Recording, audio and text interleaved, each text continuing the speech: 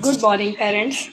आपसे एक छोटी सी बातें मुझे डिस्कस करनी है। कई बार टीचर मीटिंग में पेरेंट्स आके हमें कहते हैं कि मैम मैं ज़्यादा पढ़ी लिखी नहीं हूँ और मैं अपने बच्चों को अच्छे से नहीं समझा पाती।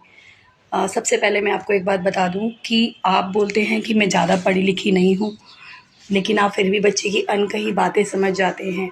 आप अपने बच्चे की सारी ज़रूरतें समझते हैं, आप उसको बिना बोले ही उसकी हर एक नीड्स को जानते हैं। तो आप कैसे कह सकते हैं कि आप पढ़े लिखे नहीं हैं?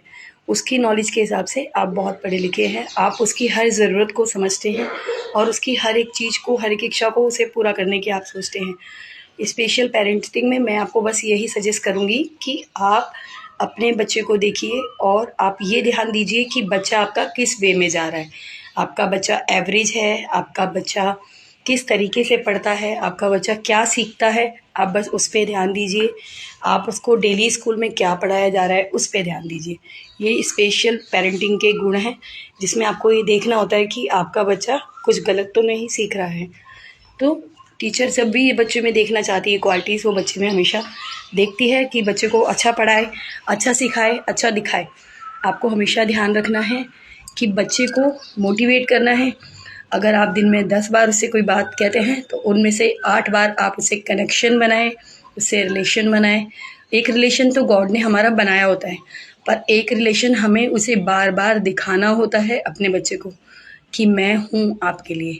आप गिरोगे तो मैं संभाल लूँगी, आप रुकोगे तो मैं चलना सिखाऊंगी, आप थकोगे तो मैं दोबारा से आपको मोटिवेट करूँगी। मैं हूँ आपके लिए, मैं हमेशा अवेलेबल हूँ आपके लिए। लेकिन इतना ज़्यादा भी उसे डिपेंडेंट मत कीजिए कि वो अपने छोटे छोटे काम भी ना करे। उसे मोटिवेट कीजिए, अरे बेटा वाह आज तो अपनी शर्ट अपने आप पहन ली, अरे वाह बेटा आज तो अपने शूज़ अपने आप पहन लिए। तो इन सब चीज़ों से बच्चा मोटिवेट होता है। कोशिश कीजिए बच्चा छोटे छोटे काम स्वयं करे, अपना बैग वो अपने आप मैनेज करे। आप उसे बुक्स कॉपीज़ निकाल के दे सकते हैं और बच्चे को बोलिए कि आप अपने बैग में खुद रखिए। इससे क्या होगा, बच्चे को अपनी छोटी छोटी चीज़ को रखना आएगा, उसे समझना आएगा, उसे इन चीज़ों का पता चलेगा कि उसे किस चीज़ को कैसे केयरिंग करनी है। बच्चे को ज़्यादा इंडिपेंडेंट ना बना के उसे डिपेंडेंट रहने दीजिए।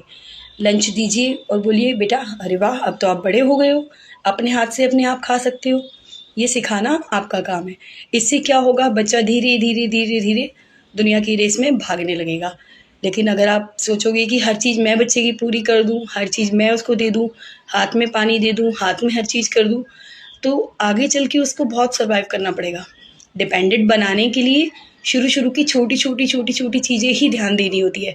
हम पेरेंट्स क्या सोचते हैं, अरे अभी छोटा है, सीख जाएगा, कर लेगा, पर उसके लिए हमें अभी से ही स्टार्टिंग करनी पड़ेगी। छोटे-छोटे में ही उसे छोटे-छोटे काम बताइए, जैसे बर्तनों को उठा के इकट्ठा सिंक में रखिए। जैसे छोटे-छोटे काम वो आपके हर काम में हेल्प करे।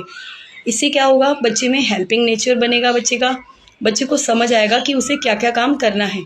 बच्चे को बताइए कि अगर आपने कोई बिस्किट वगैरह खाया तो उसका रेफर उसे डस्टबिन में डालना है।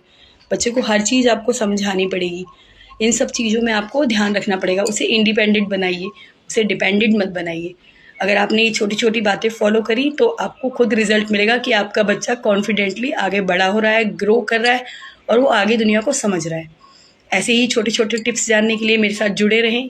मेरे यूट्यूब लिंक पे और इंस्टाग्राम लिंक पे रजनी मैडम 2024।